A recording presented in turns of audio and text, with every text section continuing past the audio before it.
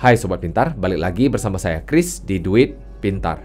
Di episode sebelumnya kita sudah pernah membahas mengenai pajak dari aset kripto. Di episode kali ini kita akan membahas pajak aset kripto lainnya yang mana yang akan dikenakan pada transaksi swap. Dan juga sebelumnya kita belum pernah membahas apa itu swap. Jadi sekalian saya bahas apa itu swap, kelebihan dan kekurangannya, serta kita akan bahas mengenai perpajakannya. Ikuti episode ini hingga habis ya. Episode hari ini disponsori oleh rekeningku, Indonesia Cryptocurrency Marketplace. Link pendaftarannya di kolom deskripsi ya.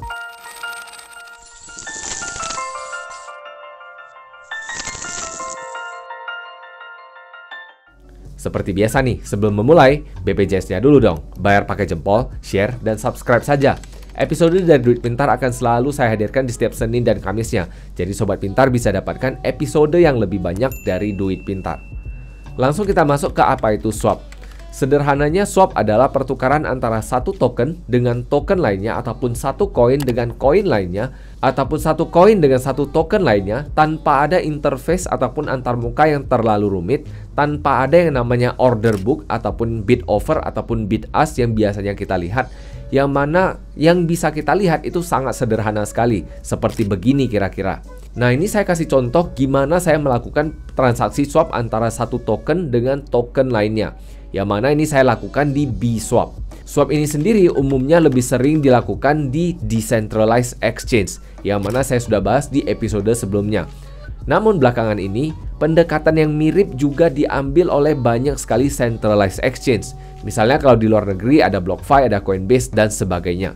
Pendekatan serupa ini diambil dikarenakan pendekatan ini tampak sangat mudah, sangat ramah digunakan oleh para pengguna.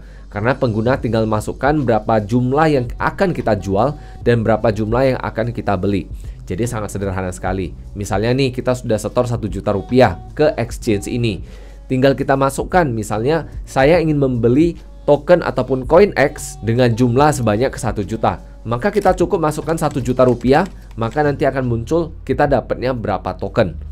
Ini akan memudahkan kita sebagai pengguna, yang mana tentunya kita nggak usah mikir yang terlalu rumit.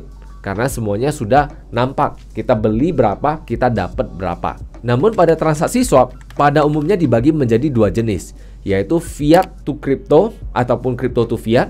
Dan juga yang satu lagi adalah crypto to crypto. Fiat to crypto ataupun crypto to fiat saya nggak akan bahas karena ini semua penjelasannya cukup mirip dengan yang biasanya. Jadi ini saya nggak akan sentuh lagi.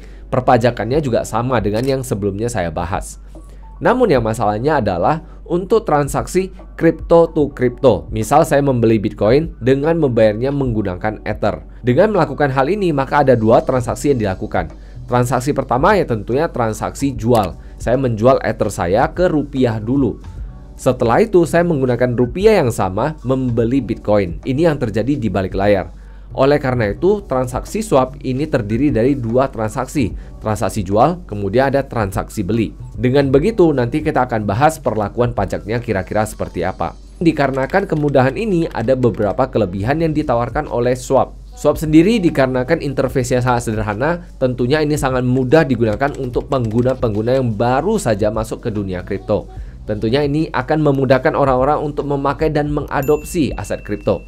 Selain itu, swap juga berguna untuk orang-orang yang udah lama di dunia kripto, terutama untuk yang ingin mengubah dari satu token ataupun satu koin ke token ataupun koin yang lainnya. Karena tidak perlu dilakukan transaksi dua kali, cukup kita lakukan transaksi sekali di sisi kita sebagai klien. Walaupun di sisi perusahaan ataupun di sisi exchange, mereka melakukan transaksinya dua kali. Yang mana ini tentunya meminimalisasi terjadinya delay ataupun penundaan transaksi. Karena penundaan transaksi ini bisa membuat perubahan harga yang tentunya bisa aja signifikan nilainya untuk kita. Dan tentunya di sisi klien, kita bisa hemat biaya dikarenakan kita lakukan transaksinya hitungannya satu kali. Walaupun di back end dilakukan transaksi sebanyak 2 kali. Di samping kelebihannya tadi, tentunya ada juga beberapa kekurangan. Kekurangan pertama, perpajakannya yang agak mahal. Ini yang pertama. Perpajakannya ini sama dengan perpajakan kalau kita lakukan transaksi secara manual sebanyak 2 kali. Kemudian yang kedua, tentunya yang tidak kalah penting, yaitu adanya hidden fee ataupun biaya-biaya tersembunyi. Biasanya biaya tersembunyi ini dalam bentuk spread ataupun selisih antara harga beli dan harga jual ataupun harga bid dan harga offer. Spread ini biasanya cenderung cukup mahal. Spreadnya biasanya sekitar 1 hingga 2%, yang mana lebih mahal daripada kalau kita transaksi biasanya. Karena sering sekali nih, exchange mengatakan, wah fee kami 0. Kalau fee-nya 0, mereka untungnya dari mana? Nah, ini adalah pertanyaan untuk kita sebagai pengguna. Maka keuntungan utamanya adalah dari spread, yaitu selisih yang tadi harga beli dan harga jualnya. Dan seperti yang saya sebutkan tadi, kekurangannya adalah kekurangan di bidang perpajakan. Perpajakan untuk swap ini dilakukan agak berbeda dengan transaksi biasanya. Perbedaannya, kalau misalnya kita transaksi beli ataupun jual biasanya, ini hanya dikenakan satu kali dalam satu transaksi. Sedangkan untuk swap ini dikenakan pajak sebanyak 2 kali dari satu transaksi. Karena seperti yang saya sebutkan tadi, di dalam transaksi swap, di balik layarnya itu ada 2 transaksi yang terjadi. Misalnya saya kembali lagi, saya ingin beli Bitcoin menggunakan Ether yang saya punya. Maka yang dilakukan adalah saya akan menjual Ether saya ke rupiah, kemudian dari rupiah dijadikan ke Bitcoin. Ini di balik layarnya. Tapi di sisi kita sebagai klien atau pengguna, yang kita rasakan hanyalah transaksi sebanyak 1 kali. Hal ini membuat transaksi perpajakannya juga dihitung 2 kali, yaitu transaksi jual dikenakan PPh 22 final, kemudian dikenakan PPN ketika kita beli kembali. Dikenakannya berdasarkan apa? Maka dikenakannya berdasarkan dengan transaksi jualnya nilainya berapa, itu yang akan dikenakan. Misalkan nih, saya punya Ether sebanyak 5 Ether, kemudian 5 Ether katakan kali 40 juta misalnya, ini hanya contoh. Maka katakan 5 kali 40 hasilnya 200 juta.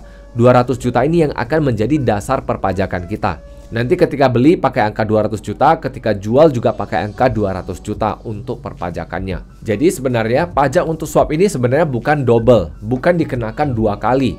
Tapi memang pajak untuk swap ini sesuai dengan banyaknya transaksi yang terjadi di balik layar. Itu saja. Namun tentunya masih banyak memperdebatkan kenapa kita dikenakan pajak. Sederhananya, kita dikenakan pajak ini menurut saya adalah hal yang baik, dikarenakan kita termasuk negara yang cukup murah dalam perpajakannya, terutama pajak untuk transaksi kripto. Karena kalau kita cek di negara-negara tetangga kita, itu pajaknya sangat mahal sekali, bahkan ada yang hingga 30%. Ini ya tentunya agak sakit sih, karena ketika kita untung kita dipajakin, ketika rugi nggak dikurangi pajaknya. Jadi ini agak menyakitkan. Oleh karena itu, dengan cara yang kita lakukan saat ini oleh Dirjen Pajak kita, ini menurut saya cukup adil. Jadi untung rugi nggak mau tahu, pokoknya ada transaksi ya kena pajak. Dan menurut saya ini sangat menguntungkan untuk kita yang bisa mendapatkan keuntungan dari market ini. Jadi untuk menyimpulkan episode kali ini, swap sendiri singkatnya adalah pertukaran antara koin dengan koin lainnya. Bisa juga koin dengan fiat, tergantung dari exchange-nya. Kalau di DEX biasanya nggak ada fiat, tapi kalau di CEX ada fiatnya. Kemudian kelebihannya tentunya mudah digunakan, lebih cepat, dan tentunya tidak kalah penting hemat biaya transaksi. Namun di samping kelebihannya ada juga beberapa kekurangannya. Kekurangannya misalnya perpajakannya agak berbeda. Kemudian yang kedua tentunya ada hidden fee yang mungkin aja nggak dikasih tahu ke kita dalam bentuk spread.